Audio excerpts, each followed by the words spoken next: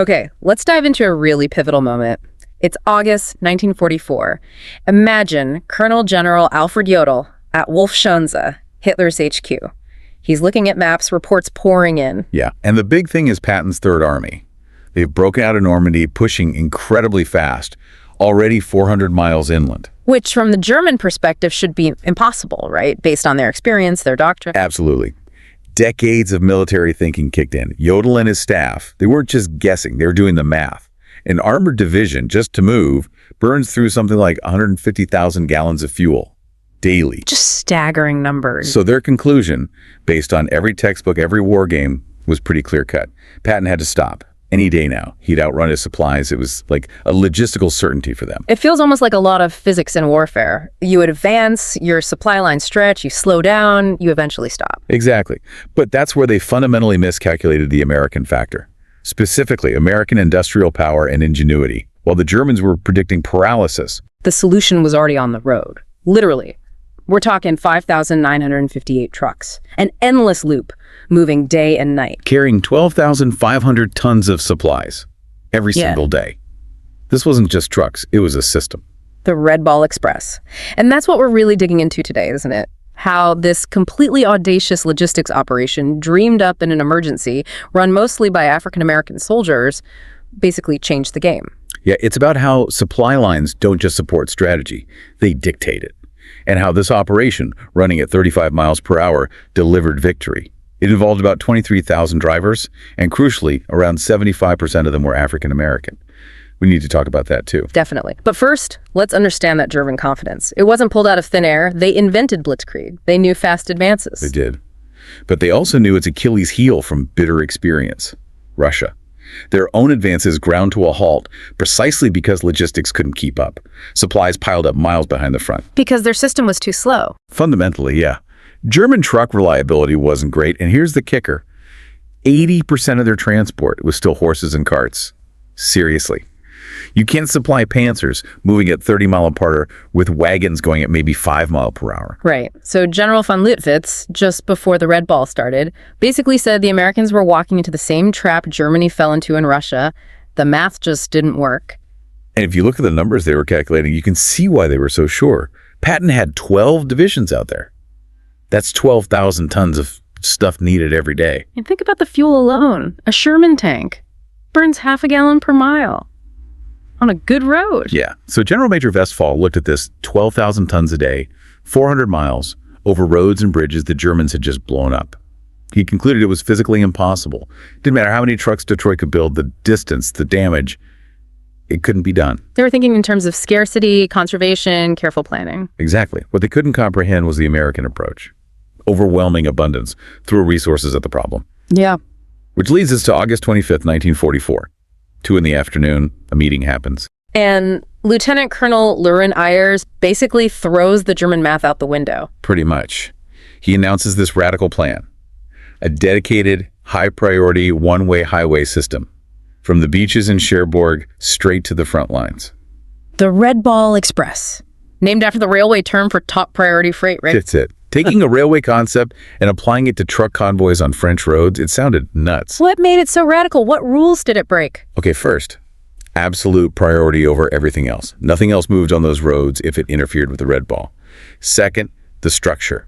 2 parallel routes. One road strictly for loaded trucks going east. Another parallel road strictly for empty trucks heading back west. One-way traffic, basically. Exactly. And third, and this really shocked the Germans, 24-hour operation. With headlights blazing at night. Whoa, that completely violates the blackout rules, inviting air attacks. Totally against all standard military procedure. Decades of doctrine said lights out, but they calculated continuous flow was more important than the risk, being either the speed. And the rules for the drivers. No stopping. Basically, yeah. Except for fuel or a real emergency. Keep moving. Maintain tight intervals, about 5 minutes between convoys.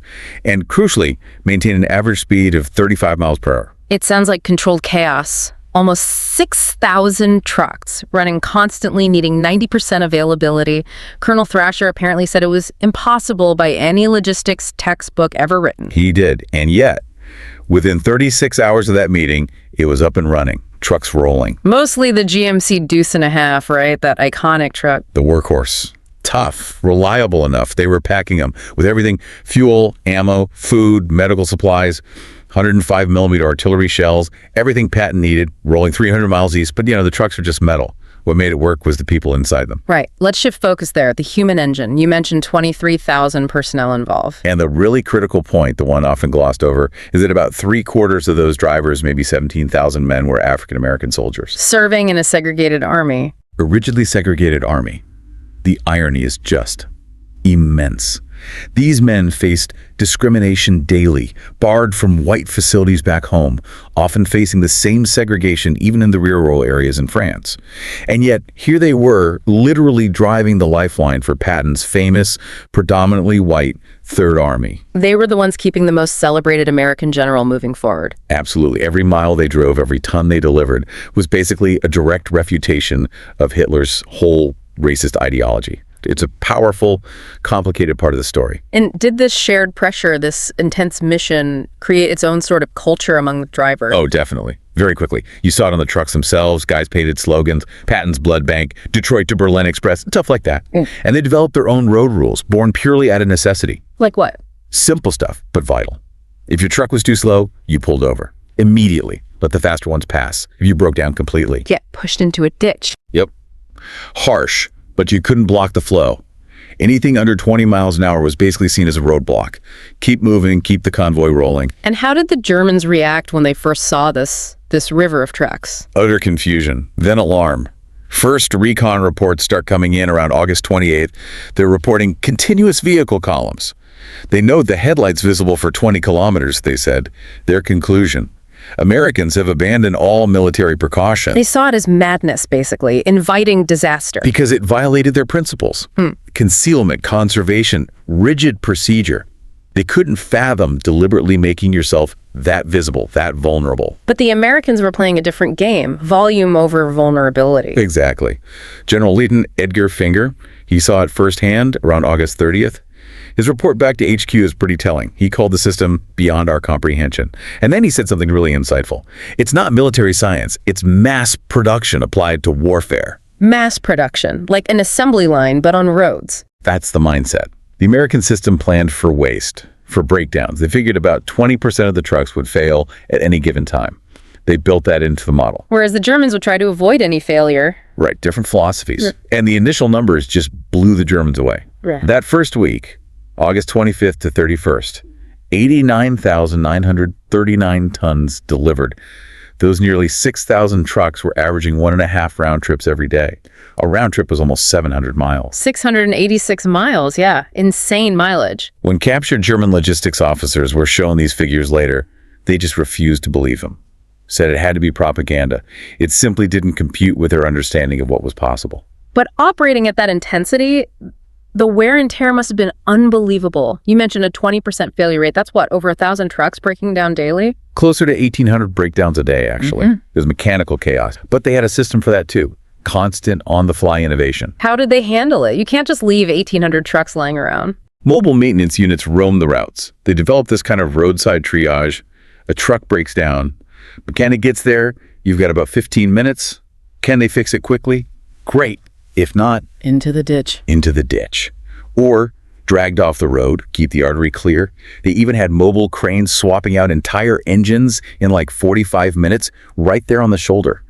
The sheer expenditure of resources was mind-boggling to the Germans. And it wasn't just the trucks, it was the roads themselves, right? The infrastructure. Yeah, American engineers were performing miracles too. Germans blow up a key bridge at a place called Monty. Their engineers estimate it'll take 6 weeks to replace. The Americans have a temporary bridge up and carrying Red Ball trucks in 14 hours. 14 hours? How? Ingenuity. Prefabricated Bailey bridges, sheer manpower, and using whatever was available. They were literally building bypasses using rubble from bombed-out buildings nearby, paving roads on the fly. But the ultimate limiting factor, the one the Germans were sure would eventually stop Patton, was fuel. Gasoline. Because the trucks themselves needed so much fuel just to operate. Exactly. The Red Ball Express itself was consuming around 300,000 gallons of gasoline every single day just to keep the trucks moving. Yeah. There was more fuel than entire German armies were receiving some weeks. So how could the Americans possibly supply that, plus fuel Patton's tanks? That was the German million-dollar question. It was. And the answer was Another incredible logistical feat happening in parallel, one German intelligence completely missed. Operation Pluto. Pluto, what was that? Pipelines under the ocean. They literally laid flexible pipelines across the bottom of the English Channel, pumping fuel directly from England to the Cherbourg Peninsula. Underwater pipelines. Seriously. Seriously, an astonishing piece of engineering, combined with massive fuel dumps set up every 25 miles or so along the Red Ball route. Fuel was basically always available in huge quantities. The bottleneck the Germans counted on just wasn't there. So abundant fuel plus nonstop supply equals. Unprecedented speed for Patton. German doctrine assumed maybe a 30-mile advance per day was sustainable, max. Patton's divisions, fed by the Red Ball, were averaging 40, sometimes 60 miles a day for weeks. And you get those crazy examples, like the 4th Armored Division advancing 67 miles in one day. Right, and then getting resupplied at lunchtime by Red Ball trucks that had raced ahead to meet them. It just shattered German defensive planning. They couldn't react fast enough. They couldn't set up defensive lines because the Americans just blew past them. But this pace, this intensity, it had a human cost. We have to talk about that. Absolutely. It was brutal. Drivers were pushing themselves to the absolute limit. 72 hours straight behind the wheel wasn't uncommon, often relying on Benzedrine just to stay awake. 72 hours. Almost unimaginable. Accidents were frequent. We know about 300 drivers died in crashes during the Red Ball's operation, and thousands of trucks were just consumed, wrecked, abandoned, cannibalized for parts. Around 5,000 vehicles in total were lost. A tremendous price. But it bought something strategically decisive. It did. It brought a strategic defeat for Germany in France, and it was psychological too. There's that quote from Field Marshal Walter Model after seeing the reports. He said, "If these reports are accurate, we face not a superior army, but a superior civilization." Wow. That captures the shock, doesn't it? It really does. Imagine being a German soldier on the front lines. Maybe you're low on ammo, rations are short, and all night, every night you hear it, the constant rumble. Not distant artillery, but trucks. Hundreds, thousands of them heading east, carrying everything the enemy needs. It must have been incredibly demoralizing, the sound of unstoppable American power. The sound of inevitability. And captured German officers basically admitted it later. General Hans von Luck told his interrogators flat out, "We knew we'd lost when we understood your supply system." It proved, maybe more clearly than ever before, that in modern industrial war, logistics is strategy. And the impact didn't stop when the Red Ball Express officially ended, did it? It had this ripple effect. Huge ripples. Domestically, the performance of those thousands of African-American soldiers was undeniable. Here they were, performing logistical miracles under intense pressure, proving their skill and dedication while still facing segregation. It must have added pressure for change back home. Historians argue it absolutely did. It was a significant factor contributing to the post-war push for desegregation in the military, which finally happened with President Truman's Executive Order 9981 just 3 years later in 1948. And then there's the business legacy. Right. These guys came home having learned how to run massive 247 logistics operations under the most demanding conditions imaginable. They understood scale, volume, continuous flow. And quite a few Red Ball veterans went on to apply those lessons in the civilian world. Founding trucking companies. Exactly. Companies like Yellow Freight, Roadway Express, some of their founders cut their teeth on the Red Ball.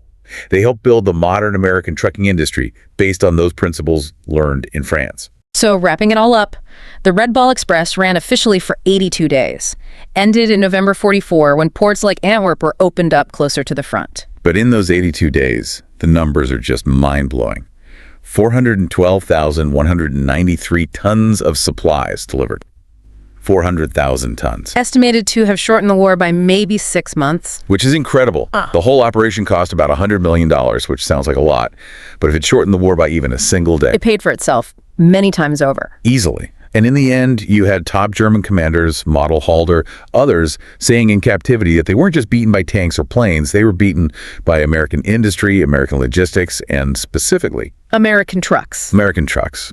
Which brings us to that final, really powerful quote. It's from a German officer apparently talking to some American POWs watching the Red Ball convoys roll past. What did he say? He said, "We prepared for everything, your tanks, your planes, your ships. We never prepared for your trucks." And then he asked the question that summed up the whole dilemma for Germany. How do you defeat an enemy who has more trucks than you have soldiers? More trucks than soldiers. Just think about that. It drives home the ultimate point, doesn't it? In that kind of war, the convoy rolling at 35 miles per hour can be more decisive than the tank column it supplies. That really is the deep dive into how logistics became the key weapon.